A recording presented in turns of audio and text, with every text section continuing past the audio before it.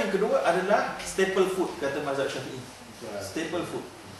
So yang Nabi beri contoh sebab Nabi orang Arab, Nabi beri contoh makan orang Arab lah. Kurma bukan sebut kita, tapi Nabi sebut sebab Nabi zaman dia. Kurma yes.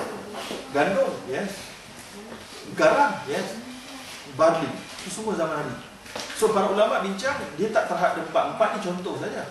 So zaman sekarang ikut tempat masing-masing. Malaysia kita makan beras. So beras masuk. Tapi beras masuk maknanya yang tak bolehnya adalah bila tukar sesama dia. Beras dengan beras dia mesti dua syarat. Sama berat, hand to hand. Tapi kalau beras dengan duit tak ada masalah. Tak ada syarat dulu. Tak mesti sama berat. Oh jenuh kalau berat, duit kita ringan je. So maksudnya katakan kalau kita jual emas 20 gram hari ni jual RM100, tapi besok bila kita nak beli balik jadi RM110. Itu kalau separate transaction halal. Halal Kita dah beli, kita dah beli hari ni 100. Besok harga dah naik, kita jual ataupun kita beli. Katakan walaupun harga dia tak naik, harga pasar tak naik, tapi dia markup lah maksudnya. Boleh. Boleh ya? Harga okey. Sebab markup, sebab dia kedai dekat KLCC contohnya, bayar sewa mahal. Dan dia tak boleh tadi yang exchange benda yang sama.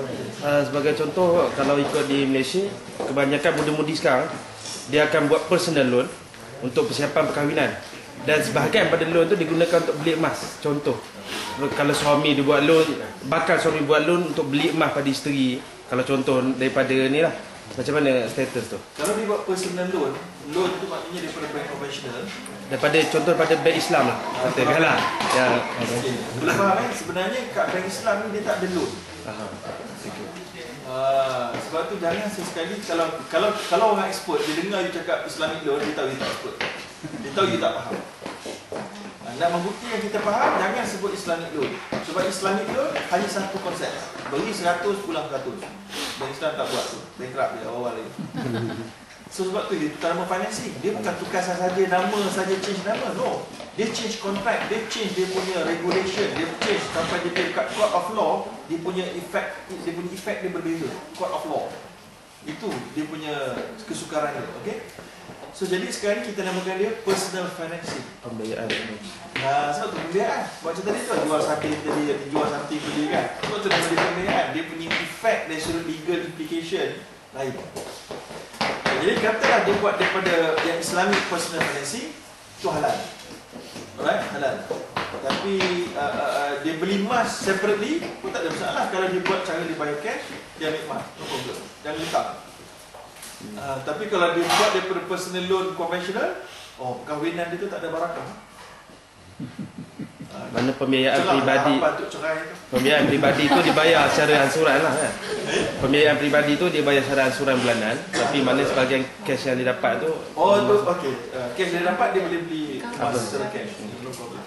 Itu dah kira berbeza transaction aja. Okay. Baik, jadi itulah seberingkas. Kita masuk satu lagi, dan selain daripada emas, kita ada masalah dengan insurans. Insurans adalah riba buyuk juga. Dia masuk dalam masalah emas nak bayar lewat ni. Malah insurans kata empat mazhab tak ada insurans zaman dia. Kata OIC International Trade Academy adalah riba, gharar dan judi. Sini saya berikan senang. Kita beli kereta, kita kena bayar premium RM1,000. Premium RM1,000 untuk cover kita setahun. Kalau accident, ada yang dalam list dia, dia akan dapat sekian-sekian. Dapat kereta baru ke dapat duit untuk cover cost repair? Dapat duit kan? Maknanya kita entitled pada duit. Begitu juga dengan insurans nyawa ataupun insurans kecederaan, kita akan dapat duit. So kita dah bincang tadi, bila emas exchange dengan emas, dia mesti sama berat on the spot. Bila duit tukar dengan duit yang sama currency tu, maknanya ringgit dengan ringgit. Kalau ringgit dengan RM1,000 lain, maknanya ringgit 10, RM1,000 20, tak ada masalah. Tapi bila ringgit dengan ringgit, dia kena sama. Bayar ringgit RM1,000, dapat RM1,000 balik. Tapi sekarang bila insurans, kita bayar RM1,000, kita dapat, kalau accident dapat apa? Uncertain lah. Dapat mungkin RM20,000, mungkin dapat, tak dapat langsung sebab tak accident, burn. Maka itu pada International Academy, Fiqh Academy kata itu sama judi. Sama sebab judi ni macam taruh kita bet kan. Okay, putak RM1,000. Kalau menang dapat. Ni kalau ni menang. Kalau accident dapat. Kalau tak accident tak dapat. Sebab tu ada kedai perabot kat Malaysia dibakar. Jadi kedai perabot. Sebab tak laku tak laku. Bakar kan. Bagi dapat insurans. Dapat cash banyak. Dapat buat modal pergi buka syarikat baru. Okey. So itu jadi macam judi. Ada macam judi. Jadi riba sebab tadi bagi RM1,000 dapat tak sampai tak RM1,000 dan dapat pula bukan sekarang.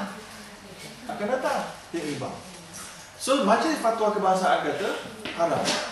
Nampak? Walaupun Majlis Fatwa Kebangsaan yang begini, autoriti kata haram, insurans ada tak Malaysia? Ada. Ada insurans kata tak ada. Kita ada takaful.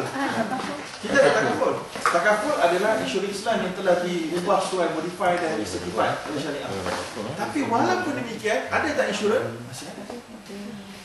Sebab itulah nak kata, saya boleh buat announcement dekat TV, tapi dia tetap akan ada. Dia tetap akan ada. Alright? Itu the problem. Manusia kita tak ada. Okay, government pun ada setengah-setengah syarikat insurans yang dia ada interest. Dia ada dia punya shares. Okay? Dan itu dia. So jadi insurans kalau di Sweden berbeza. Sebab kita tak ada insurans Islam. So you ada kereta, you kena insure. Ketika itu sama macam awal-awal kita bincang, necessity you kena ada boleh satu. Tapi hanya satu saja. Maka janganlah kita insurans yang tak diwajibkan oleh kerajaan Sweden kita ambil. Oh no. Contoh laptop. Ada insurans kan sini. Kita ambil. Oh no, tak boleh. Kecuali yang masa kita beli kita akan dapat insurans secara percuma termasuk harga untuk sebulan. Then it's okay. The next month kita tak boleh sambung. Jam tangan, jewelries, video kamera, isi rumah, semua tak boleh. Kalau tak menjadi regulation, kereta dia regulation, kita tak berjalan kereta susah, kita tak buat benda macam-macam. Okay? Macam mana travel insurance? Dan travel insurance ni dia complicated sikit. Dia, kalau tanya saya kata tengok pada diri you sendiri. Kalau you memang orang sakit, ada kemungkinan sakit masa travel, kemungkinan sakit travel ni pergi hospital, Masya Allah new cost lah. So ketika itu you ambil lah. Sebab memang most probably you sakit. Tapi kalau you ada healthy person, ghalib zan ni artinya most probably kita tidak akan ada apa-apa masalah, jangan ambil. Dan saya memang saya tahu bukan risiko lah tak ambil kan. Tapi tawakal Allah. Kita tak ambil. Driver mana tak ambil. Walaupun tahu kita mungkin sakit. Tapi kalau nak belajar di Australia, mesti ada insurans. Dia menjadi syarat lah. Itu kalau jadi syarat dan it's necessity lah. Walaupun dia kata jangan pergi Australia, belajar tempat lain kan. Boleh kita cakap lah. Tapi kalau kita dah dapat tawaran government untuk pergi scholarship untuk Australia, ada lah.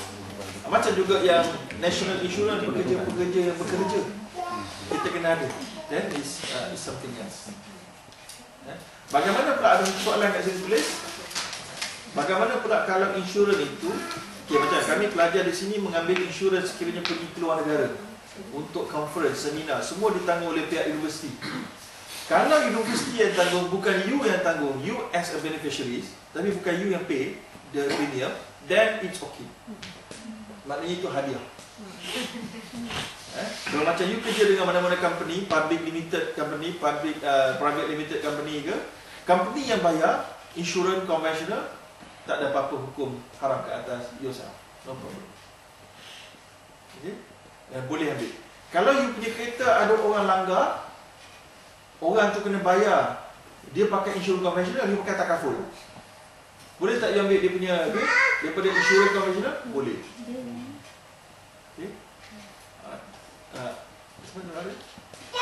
Okay? So, kalau bayar dengan card, Visa card, dia masuk travel insurance dalam tu. Yang itu boleh pakai. Kalau dia automatically bayar tanpa ada incur new cost, then it's okay. Biasa kalau bayar dengan credit card, Automatic. minimum 50%, automatic dapat. Kalau automatic means free, then it's okay. Apa yang free, then it's okay. Life insurance? Life insurance, dia ada alternatif takaful. Takaful pada medical insurance, life insurance untuk Sebab dia bukan insure kita punya life, dia insure kita punya years. Kalau kita meninggal, dia akan dapat benefit lah kan. Nah, takaful ada. So, life insurance tak boleh. Tapi sekarang kat Malaysia saya tak sure. Kalau mana-mana di antara kita yang dah ambil life insurance, tiba-tiba nak tukar, you akan rugi something. Tapi ingat sekali lagi, jaga 30 tahun akan dunia ke 20 tahun ke akhirat. That is the most important thing. Sorry, I think we are confused tadi. Ustaz kata memang by right insurance memang tak boleh. Tak boleh. Tapi tadi kata insurance takaful itu mana pula? Takaful is different system, different akad, different contract, different cornerstone, different macam-macam different. Tapi dia punya outcome dia mimicking, hampir sama dengan. Tak semua benda yang replicating. The outcome replicate something non halal. It's non halal. No. The most important thing is the process. Sama macam semalam saya beri contoh, perempuan dengan lelaki kahwin dengan akad, kontrak, nampak?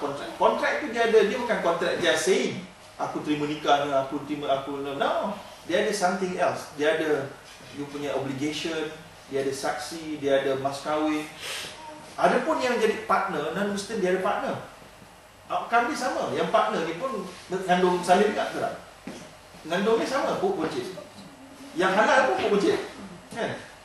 Dia sama. Outcome sama. Bukan maknanya yang partnership dia mengandung dia lain cerita, dia keluar pada mulut. Maknanya outcome sama, proses berbeza. Halal dan haram. So takaful, dia proses dia berbeza, outcome dia macam sama, kita sama tetap serupa. Alright? Itu dia. Nak cerita macam mana dia buat tu, itu kena course lain lah. Itu student universiti pun dia ambil 1 year, 2 semester tu. Alright. Okey, jadi itu soalannya. Saya pergi ke soalan, saya rasa cukuplah pembentangan tadi. Soalan keseluruhnya, boleh tak guna kad kredit konvensional bayar penuh setiap bulan? Kita dah beritahu jawapannya.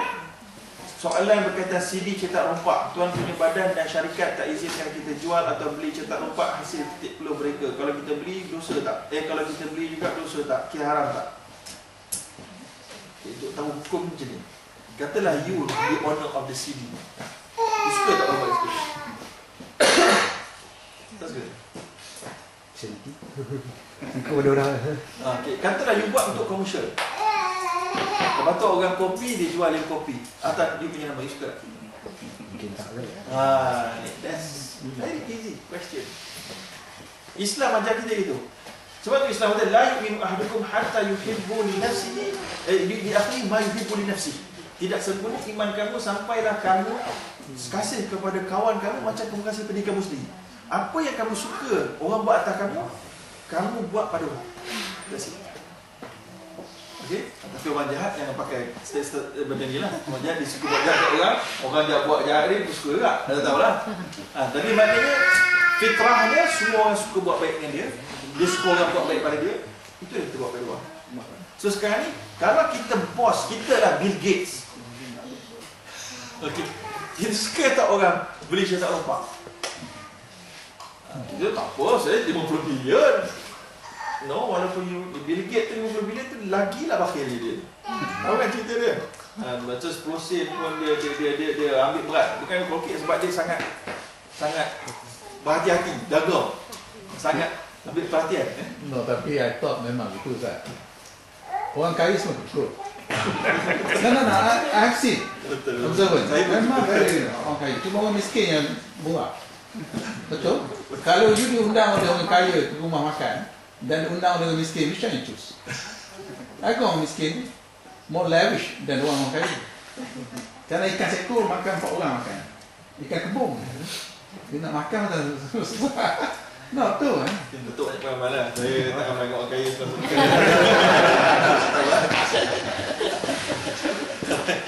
Jadi saya nak beritahu, itu je. Maknanya cetak rompak, OIC International Fee Academy kata, walaupun the business adalah non-Muslim business, tapi selagi dia business neutral, macam Microsoft tu neutral lah.